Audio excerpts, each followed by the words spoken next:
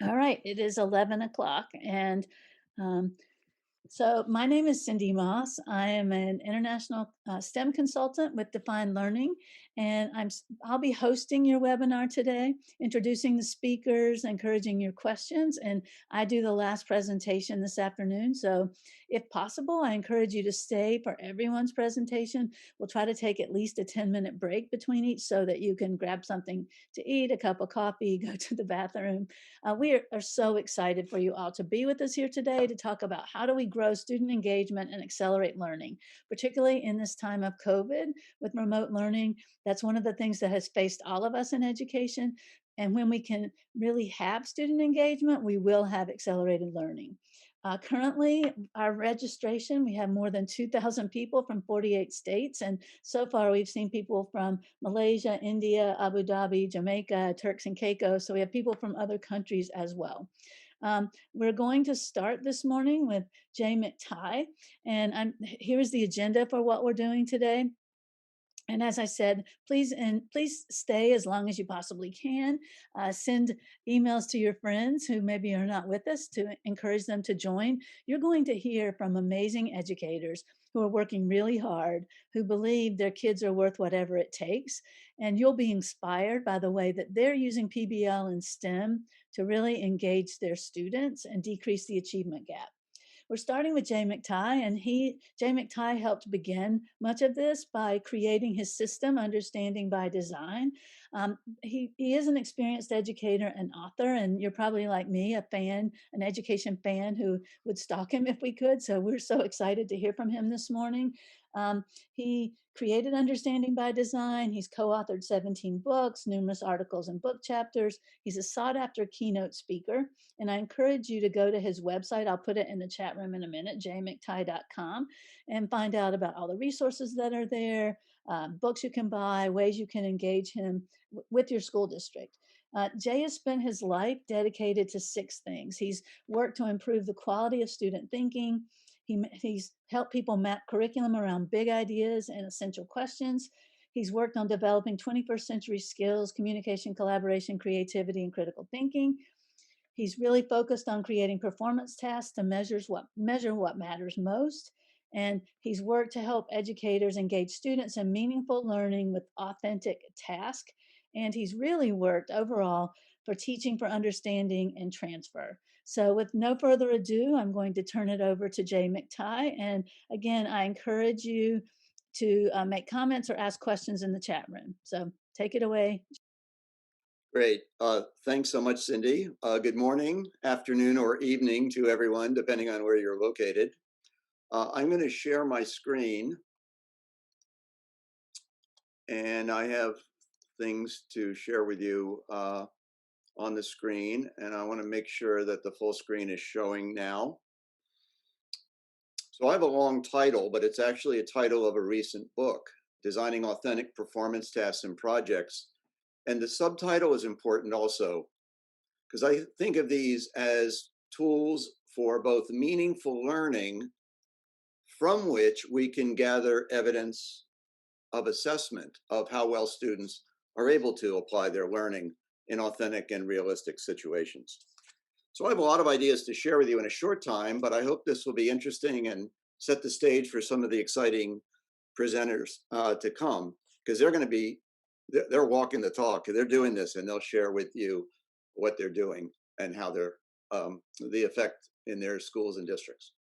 So briefly, I want to highlight a few considerations and factors that are impacting our thinking about modern schooling. I want to propose, broadly speaking, 3 types or categories of learning goals and how performance tasks and projects support and address all of them. I'm going to think about the use of performance tasks and projects, both for rich, meaningful, engaged learning, but also how they can be used to gather assessment evidence of some of the outcomes that really matter most.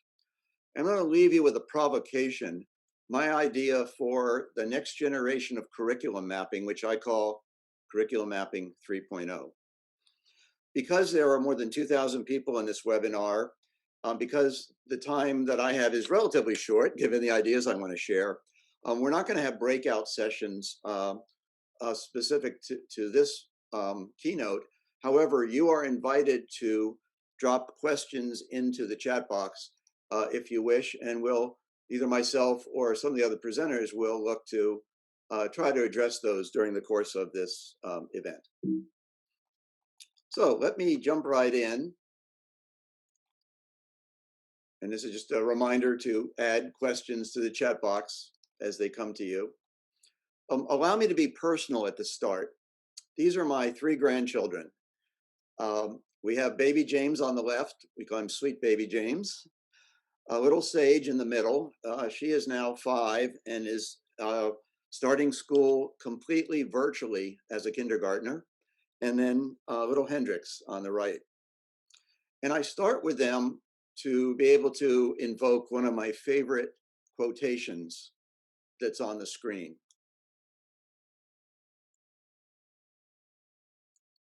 And of course, we recognize this. We're preparing today's students for a world that's increasingly complex, interconnected, and unpredictable. And the COVID-19 pandemic is a sobering reminder of the fact that the things are changing quickly, and we will encounter both opportunities and challenges that we can't completely forecast. To that end, rote learning will not prepare students for such a world. Permit me to share just a couple of the factors that are operating today, and you're aware of these, but they do remind us of the fact that we're not educating for yesterday. One of the factors that's noteworthy is the recognition that knowledge is growing at increasingly rapid rates. The scholar and innovative thinker Buckminster Fuller purportedly identified a concept he called the knowledge doubling curve. And according to Fuller, from the beginning of recorded history to about 1900, knowledge doubled every 100 years. But since then, knowledge has been accelerating. Some people estimate that the entire world's knowledge base is doubling every 13 months, and some have been even more ambitious in their forecast. We also know that access to the world's information has never been greater. Kids can access almost anything on a handheld device. Now, I want to declare that I'm not one of those people that contest or contend that because so much is now Googleable, the kids don't really need to know anything. They can just find whatever they need whenever they want it. Clearly, there's foundational knowledge and basic skills that have to be in place. But having said that, we can't and don't need to teach everything there is because it's too much and it's growing rapidly. Another factor has to do with the Internet of Things, the confluence of different devices all interconnected, which pretends to offer many opportunities, but also brings in new challenges of hacking and such. We know that, and we've been in the midst of the automation revolution, where robotics and the confluence of distance learning and even distance technologies are transforming many industries.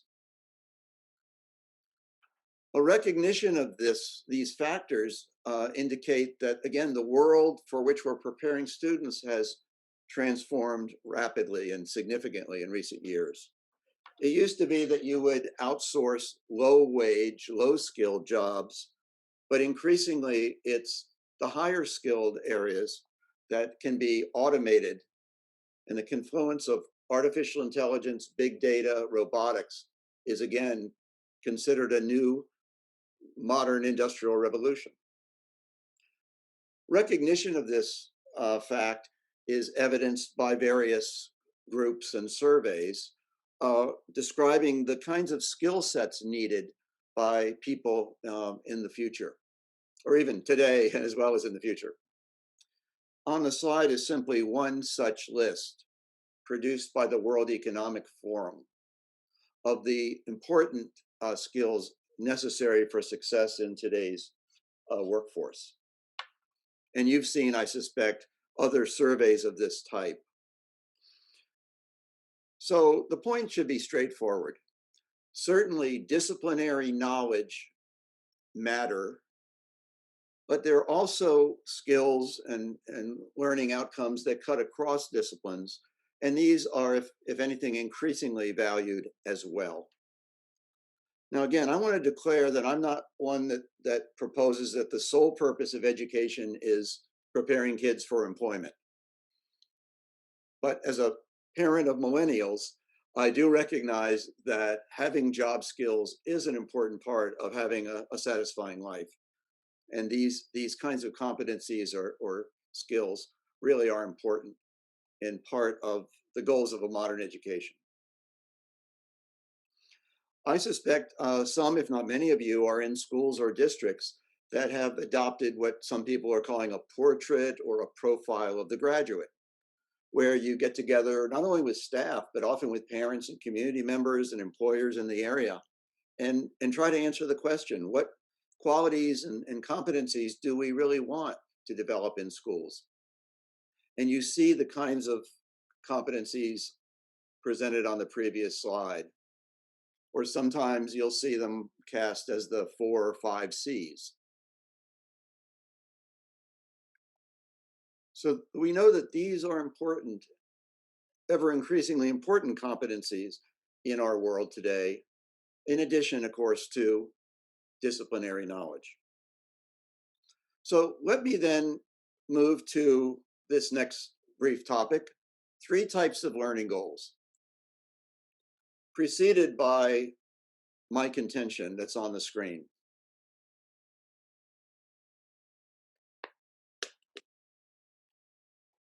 I believe that today, the basic skill of a modern education should be transfer, preparing students such that they can apply their learning to new and, yes, unpredictable situations. And that leads me to the 3 goals that I want to put forth here. Look, these aren't new, but I think they have import for how we think about teaching, learning, and associated curriculum and assessment systems that we employ. So here are the 3 goal types, categorically speaking. The left side, we have what Grant Wiggins and I like to call acquisition goals. Stated as a question, what should students know and be able to do as a result of this unit of study or at the end of 3rd grade in various subject areas? Those of you that work in districts or schools that have established standards or outcomes know that the standards, grade level and course standards, specify what students should know and be able to do. And this reflects foundational knowledge and basic skills. On the right side, we have another category, however, of what Grant Wiggins and I have called big ideas. These are the more abstract ideas, concepts, principles, as well as processes that we really want kids to come to understand. And finally, at the bottom, we have transfer, which I contend is our ultimate goal. We want to teach kids such that they're able to apply their learning flexibly and adaptively to new situations. But think of it, you can't transfer something that you don't understand. If all you have is rote information, you may be able to give that back in the way it was told to you, but you can't transfer. So all 3 goals are necessary. You can't do anything without basic information and foundational skills. But I like to think of the knowledge and skills as the floor, not the ceiling of a modern education. We should be teaching for transfer and building the understandings needed by students to apply their learning. Do any of you know the name John Hattie? John Hattie is a researcher from New Zealand. He's written a now famous book called Visible Learning. And I've gotten to know John pretty well over the last couple of years. And when I was with him a few years ago in Melbourne, Australia, where he now resides, he said, I have an article that's just coming out and I'll send you a copy. And he said, you're going to like it because it reflects your work with Grant Wiggins. These are his words and my visual. John said, in all my years of researching teaching, I've concluded that we can think about 3 levels of learning. John said there's surface level learning, typified by teachers presenting information to kids or students reading from a textbook or viewing a video. And they take in information. But if they don't do anything with it, or if they don't really understand it, it remains on the surface. They may be able to pass a unit test, but the learning is not enduring and it quickly fades away. Then John says there's deep learning, which he defines, as I do, as learning with understanding. And John said the deepest learning prepares students for transfer. So here's one of the most prominent researchers in our profession highlighting and echoing the same points that Grant Wiggins and I have made and reflecting the three learning goal types. So I made some comments about what I'll call transdisciplinary goals, critical, creative thinking, communication, and so on. But let us not forget the disciplines. And my colleague Grant Wiggins liked to remind us of what's on the screen. A discipline is more than just an accretion of knowledge that has been developed over the years, but a discipline refers to a disciplined way of thinking and acting. And this conception really aligns with the new standards that have come out in many parts of the world. But even irrespective of the standards, think about the following. Every discipline, if you will, has two strands, right? There's a content strand that reflects the knowledge base of the discipline, the facts, the concepts, the principles. But there are also process strands that reflect the processes of the discipline and the way in which knowledge is gathered, accumulated, and validated in the disciplines. So when we think about developing and teaching the disciplines, we need to address both strands. And again, this is reflected in many of the newest generation of standards. For example, in the US, Common Core Standards, which is the basis for many state standards in mathematics, for example, has both the content dimension of mathematics, the content for the various grades, but also the mathematical practices, which are the processes of doing math. And here are examples.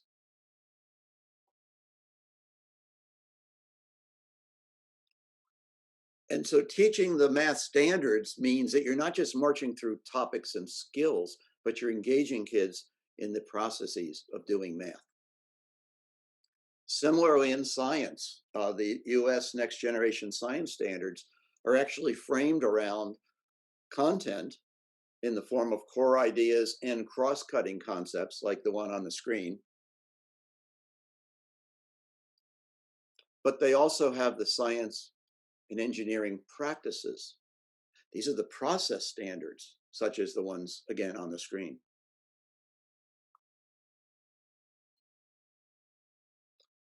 In fact, I love in the opening pages of the science standards, they declare that to really honor these standards, we need to be having kids do science and engage in the processes of science, not just learning scientific facts and information only.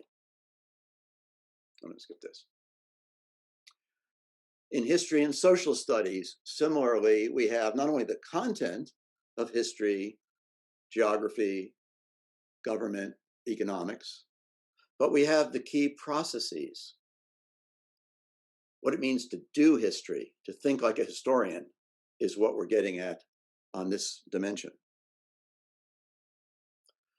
And similarly, in the arts have highlighted not only the content of the various art forms, but the more generic processes of creating, responding, producing, or performing, and seeing and making connections.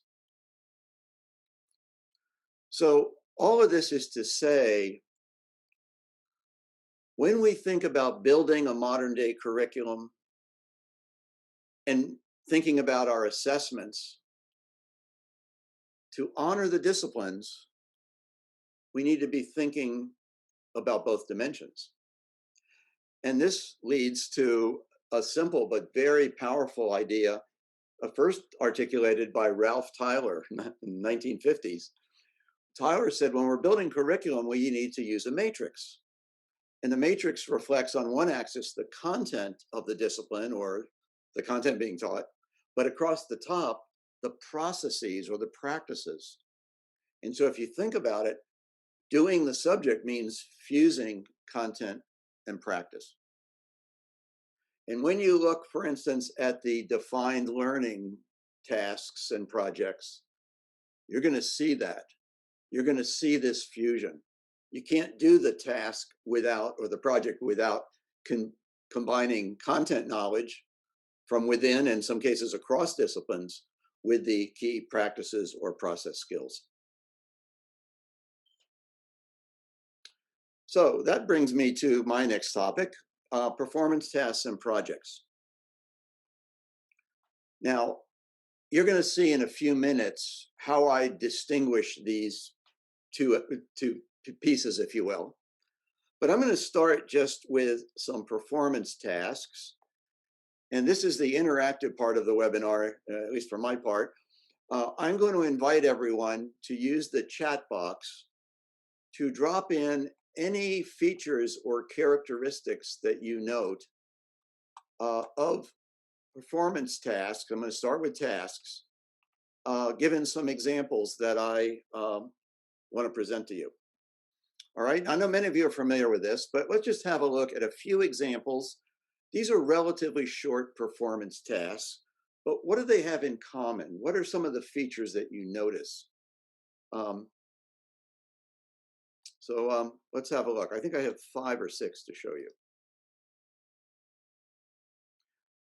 And again, use the chat box just to indicate any qualities or features that you see. All right, here's the first one.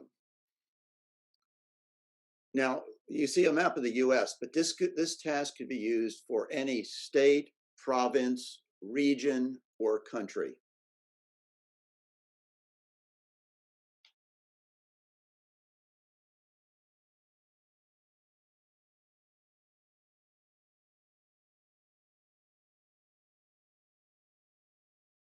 All right, so this is an example of a performance task. Here's a modern task tied to the COVID pandemic.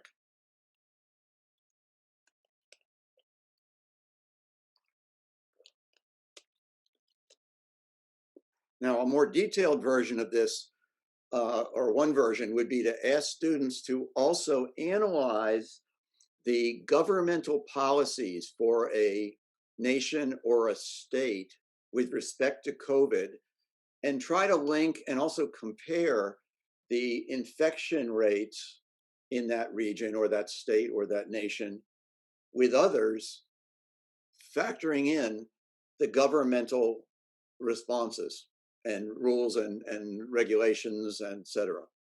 So that becomes more sophisticated, and it's truly an authentic task for today. Here's an example from health and physical education, where this was from a school district where the physical education program made a decided shift maybe a decade ago from teaching sports skills to putting a much greater emphasis on lifelong fitness and wellness. To that end, every student in the district from upper elementary on develops a personal fitness goal and a plan to achieve it, and they monitor their progress along the way. This task involves transfer, where now the student has to play the role of a fitness trainer, and they are given a client card with different details. So you might have a 50-year-old sedentary office worker, a triathlete training for a competition, someone with diabetes, and so forth.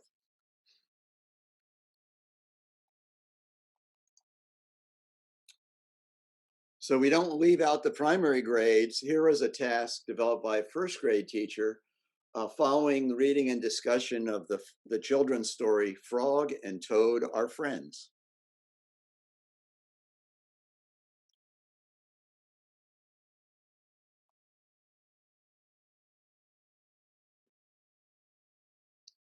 And I love this one because, as you can note, it's getting at least 2 outcomes.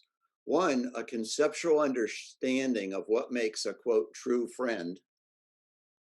And the second is oral language, an important underpinning of literacy. I think I have one more example for the time being. Again, a contemporary issue that many cities and municipalities are wrestling with.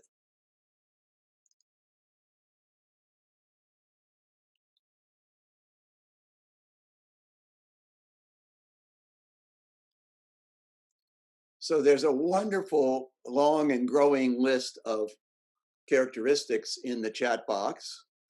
So take a note after you've entered any that you have in mind.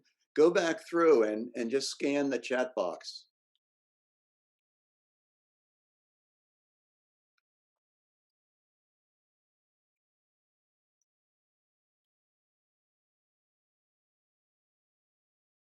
So a wonderful list, and feel free to keep adding. Permit me to summarize, at least for me, some of the key characteristics of performance tasks or projects in the longer sense of project-based learning. So see if this makes sense. And in fact, I think it aligns quite well with many of the comments that you see in the chat box. So one characteristic of these kinds of tasks and projects are that they are open-ended, meaning there's not a quote single correct answer like you might have on a test. Open-ended also means that it gives students opportunities to bring their own style and strengths and interests in the mix. Now, clearly, some tasks and projects are more open than others, and that's one of the design variables that I'll comment on a bit later. But these are open-ended in general. Here's a key point I like to highlight. Every one of these tasks involves at least two fundamental processes by the students. They have to apply their learning in a context, often one they've never seen before. So the tasks involve application, not just recall or recognition. But also, if you noticed, all the tasks involve some degree of explanation by the student. They need to explain what they did, show their reasoning, justify their response, support their argument, cite evidence from texts. And I like to say, at the minimum, a good performance task or project should have these two components: application and explanation. Thirdly, you notice that these are set in realistic contexts. Now, I'm going to say a little bit more about authenticity in a few minutes, but the basic idea is we want to give kids lots of opportunities to apply their learning in ways that are relevant and reflect real world uses of that knowledge and those skills. Something that many of you highlighted, these kinds of tasks involve what I call the HOTS and the HOMS. The HOTS, higher order thinking or higher order thinking skills. These tasks involve critical thinking, creative thinking, maybe research. They're not just giving back information that's stored in the memory systems. Secondly, the longer the task, especially when you get into projects that are typically longer term and more student directed, the HOMS, habits of mind, or we might say dispositions, become increasingly important. Habits of mind like willingness and openness to changing your mind if new information, data, or reasons are presented. Open-mindedness is one way of saying that. A willingness to consider other points of view and perspectives is another dimension or habit. Persistence or perseverance. These are important habits of mind, particularly when students are confronting challenging tasks, and especially needed for long-term projects where you may get tired and want to give up, especially if things aren't working. Perseverance is a lifelong virtue. And so the more open-ended, the more authentic, the more student-directed are our tasks and projects, the more these habits and dispositions become really critical. Now, it may be obvious, but every performance task and project, in my view, should yield tangible products or performances.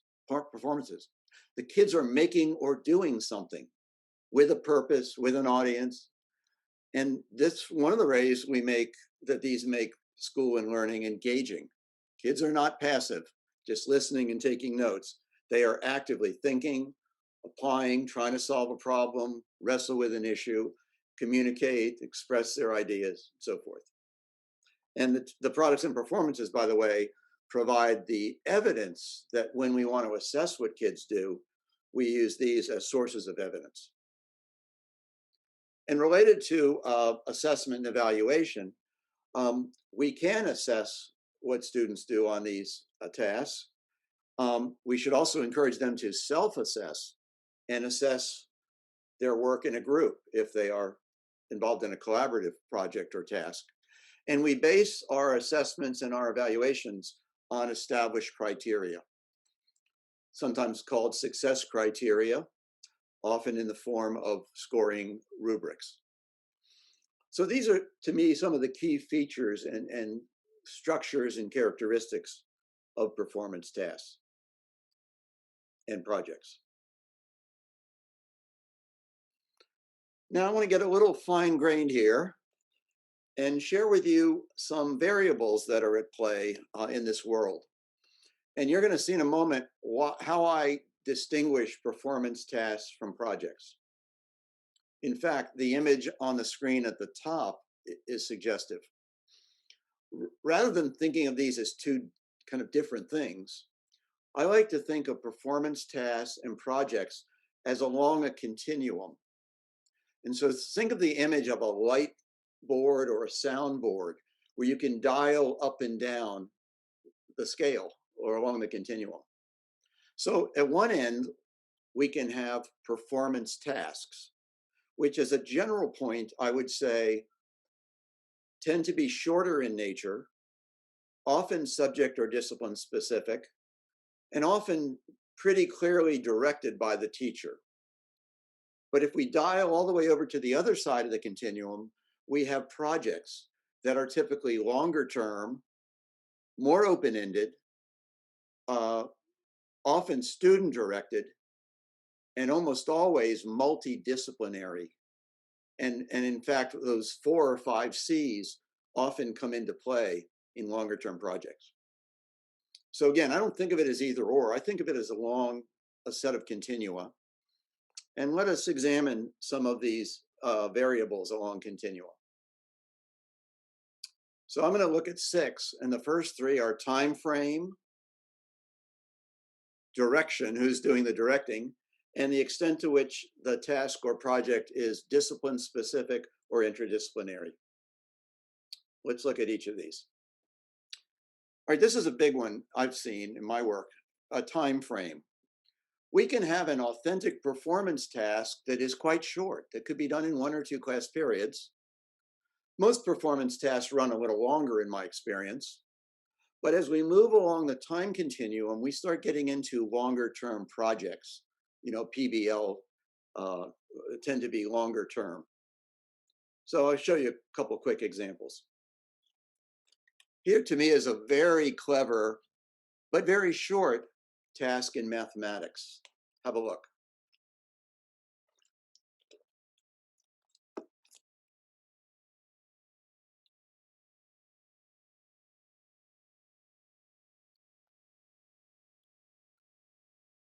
This is a task that could be done by kids in less than a full mathematics class period. And yet I would say it's authentic. In fact, it's authentic in both senses of the term, that it's authentic to the real world. People calculate measures of central tendency, but it's also authentic to the interests of kids. And the teacher that shared this with me told me that students became much more interested in learning about measures of central tendency when he told them they could use it to determine how their quarterly grade was calculated. So this is very short, subject specific. Here is what I would call a mid-range performance task. It might occur over a week or so.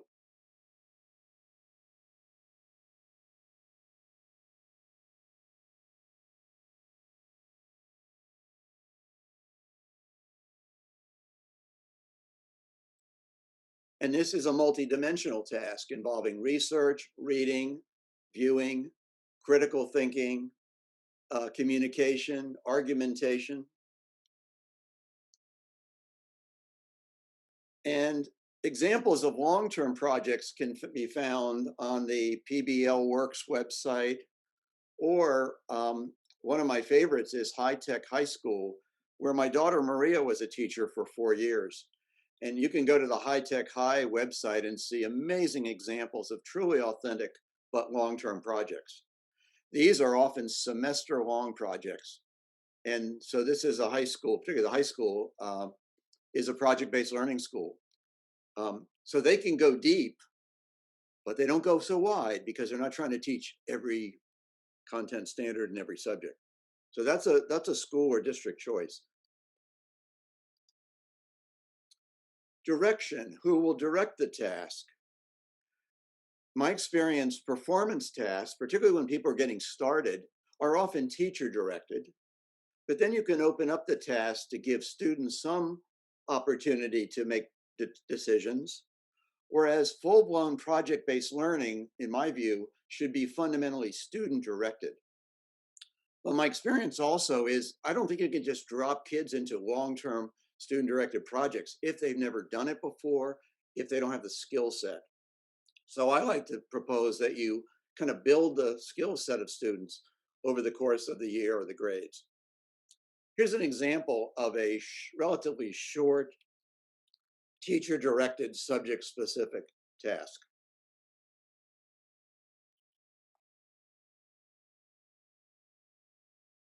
It's straightforward, involving area and perimeter.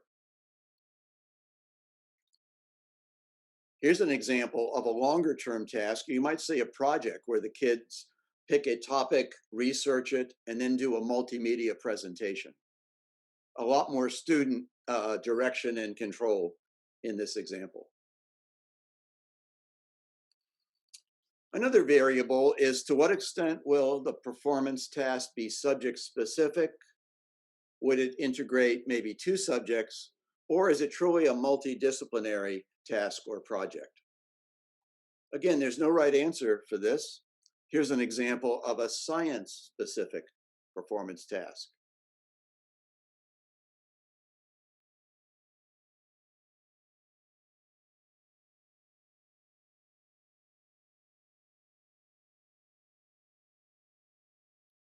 And here is a week-long project where the kids spend an entire week working in teams addressing one of the United Nations global challenges, where the kids have to research the problem or the goal, come up with a proposed solution, be it in the form of a technology product or governmental policy that will help address the problem, write up a position description, a paper describing their proposal, and then presenting it to a panel of adult judges.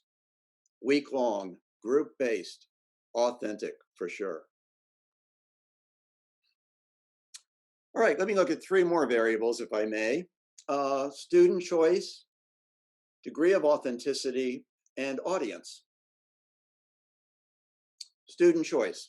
Again, these are the variables. You could have a performance task that gives kids no choice, even though it could be authentic and engaging. We may give some choices to students within a task, but it's kind of framed. Or we might have open-ended tasks and projects where kids have extensive choices, and that's part of the challenge, making their decisions.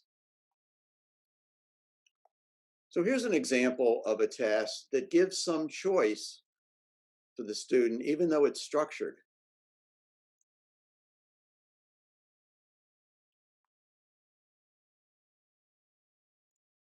And here's an example of a first grader creating a how-to book, teaching other kids how to break dance. How to break dance. I'm going to show you how to break dance. Step 1. Put your head on the floor. and your hands on your floor. I think we leave it upside down. Step 2. Spin on your bottom back. Step 3. Roll on your stomach. Step 4. Do it over again. This is how to break it.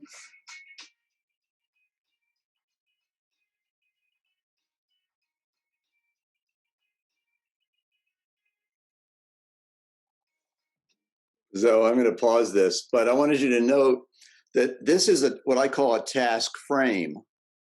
It gives a structure to the task, but it gives voice and choice for students. In this case, what they're going to teach, and this little guy loved breakdancing, as well as how they put their picture book or illustrated guide together. What's also interesting about these kinds of task frames is you could envision a 4th grade version of this, or let me show you a high school version on the screen. This was a longer term project done in the US this fall in conjunction with the US presidential and congressional elections. And this team, this class, a government class, worked as a team to develop a variety of media forms, both print and social media and public service announcements to guide citizens for voting. They had a lot of freedom, but there's still the goal and the structure was there.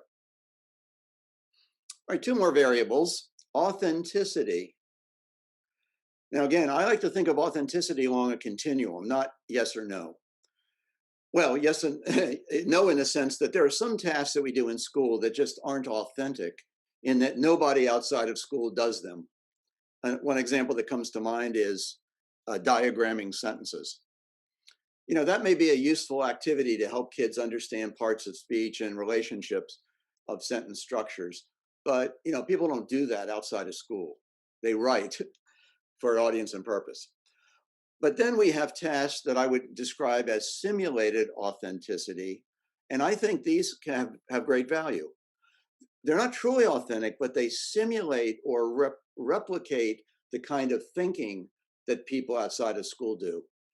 And look, not everything we do in school can be truly authentic, I don't believe, but we can certainly have many opportunities to simulate authenticity. And then we have the truly authentic tasks, where typically this is where project-based learning resides. A couple quick examples. I showed you this one earlier. You're not actually working for the tourism department, but engaging in this task will replicate what somebody in such a job would actually do. So that's a simulated example of authenticity. Whereas here is an example of truly an authentic project. This was one that my daughter worked on with a team of teachers at High Tech High.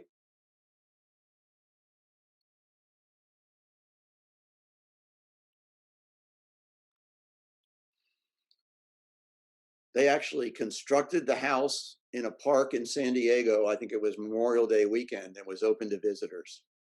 And when my daughter described the project early on, I said, wow, that's really something. What are your rubrics going to be? And her job was the documentation and the website. And there were other teachers that were involved in the engineering and the construction.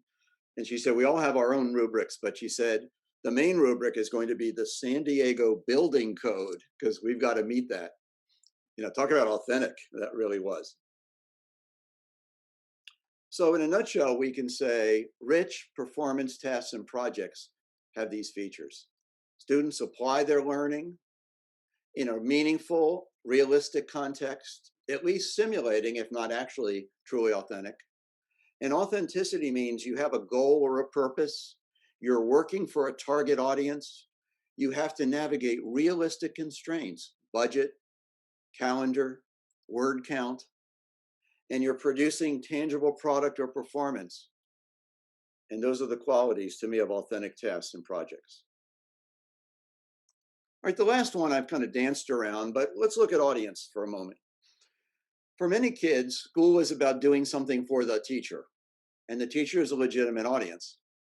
But we can bring in other audiences, for instance, creating something for other students, or letting school staff come in and view your museum display or your infographic. And that when we get into more authentic products and projects, we're often looking at audiences beyond the school.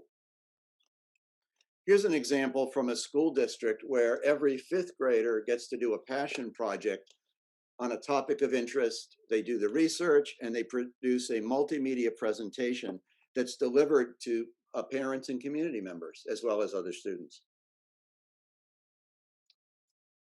The Global Challenges project that I referenced earlier, the students have to present to an adult panel, including at least one expert in the nature of the goal that they're addressing. And knowing the school district that developed this, I can tell you the kids take it seriously when they're working for a real audience.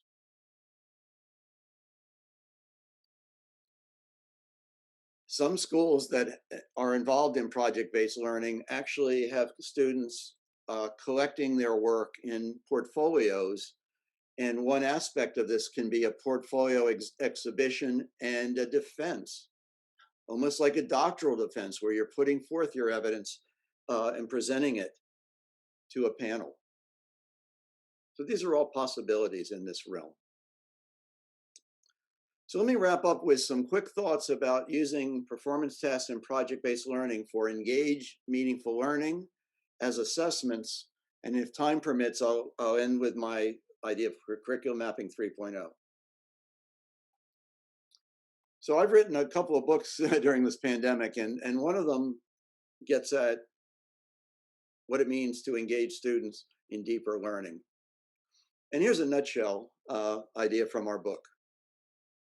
Here's our definition of deeper learning, taken directly from that of the National Research Council.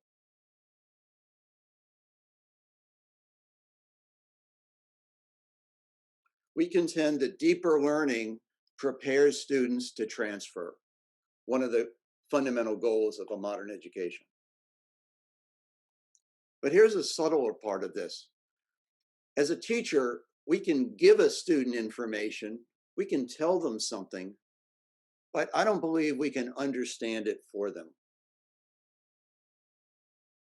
Grant Wiggins and I like to say, understanding must be earned. It must be earned in the mind of the learner.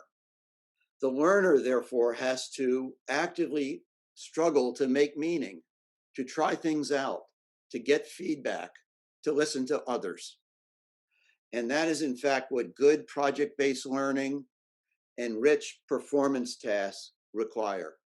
They engage students in active meaning making, which builds and deepens understanding and enables transfer. Think of authentic tasks and projects as like the game in athletics. Every game is different, and the players have to put everything they've learned in practice, the knowledge of the game, the skills required, and the understandings, also known as strategy, on the field or on the court. That's authentic performance. In preparation for such authentic tasks and projects, then, teachers need to think like coaches. Plan backward from the demands of the task or the project. Find out where the kids are, and then your practices, i.e. your lessons, are building the knowledge, skills, and strategies that they're going to need, but always with the end in mind.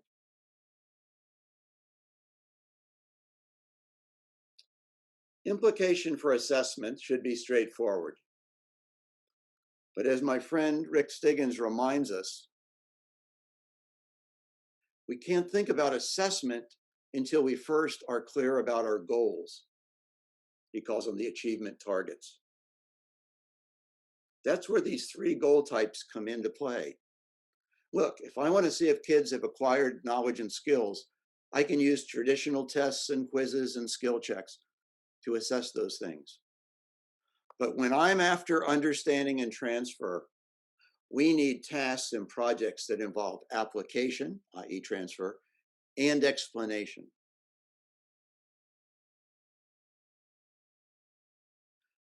And my argument is, in today's world, we have to be cautious about not fixating just on the things that are easiest to test and grade, but bring in more authentic tests and projects that give us evidence of all the things we value, not just the stuff that's easy to measure. You know as well as I do, there are many valued outcomes in schools and outside of the school, in the world beyond the classroom, that we want to be developing, and we want to gather evidence of kids' growth. And projects and tasks are the vehicles for doing that. Look, we're still going to have standardized tests, I predict, but let's not be deluded into those that they're measuring all the most important things. They measure what they measure, and we need to supplement or complement those. So I'll put this cartoon on the screen, and I think it makes its own point. All right, I'm going to wrap up in just a few minutes. And the last thing I want to show you is an idea that I've had for some time, and you're the right group to hear it. Many of you, I suspect, are familiar with curriculum mapping, but let's look at the definition of curriculum, derived from the Latin. The definition of curriculum is the course to be run. That was the original translation. And that implies to me that our curriculum is really our plan to achieve designated goals. And you've heard my declaration that the goals should be transfer and understanding built on a foundation of basic skills and foundational knowledge. But to me, curriculum mapping needs to be more than just a list of content and skills laid out on a calendar map. Let's skip this. And so very briefly, in ending, I'm going to propose that there have been 2 generations of curriculum mapping over the years, and I'm calling for the next generation to kick in. Generation 1 was initiated by my friends Heidi Jacobs' book, written in the early 90s, Mapping the Big Picture. And Heidi was building on Fenwick English's previous idea that we need to find out what teachers are actually teaching. And so Heidi said, let's have diary maps where every teacher would map out what they taught for how long on a calendar. And then the idea was we get together and we compare our maps. And in so doing, we might find unnecessary repetitions. Hey, we found 3 dinosaur units in grade K1 and 3. Or maybe we'd find things were falling through the cracks because no one was teaching them.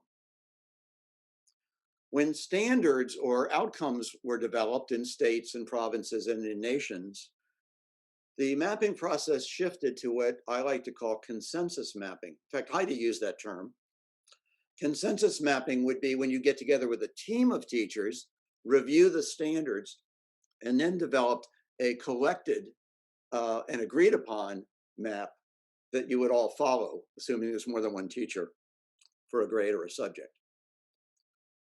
But my contention is diary mapping 1.0 and consensus mapping against standards 2.0 is still simply mapping out the content we're going to teach. So here's my idea in wrapping up my keynote. What if we shifted from inputs to outputs? What if we mapped out our curriculum around the performances we want kids to be able to do with their learning? Hence, imagine that we mapped out a set of performance tasks in projects, starting with simpler scaffolded versions for young kids, with increasingly complex, multidisciplinary, and authentic tasks as we went up the grades. So that we're, by design, building these skills within and across disciplines, and we're engaging kids in authentic and meaningful learning while tracing their growth through a collection of artifacts. This was the best visual I could find, but imagine that the people on the scaffold in the vertical line, for instance, represent examples of tasks within subjects and some that cut across.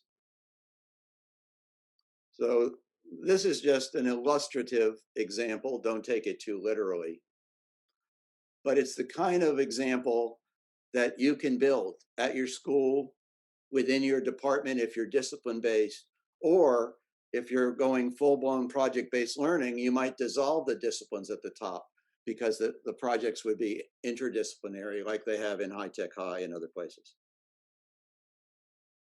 So I'm going to leave you with a thought from Grant Wiggins.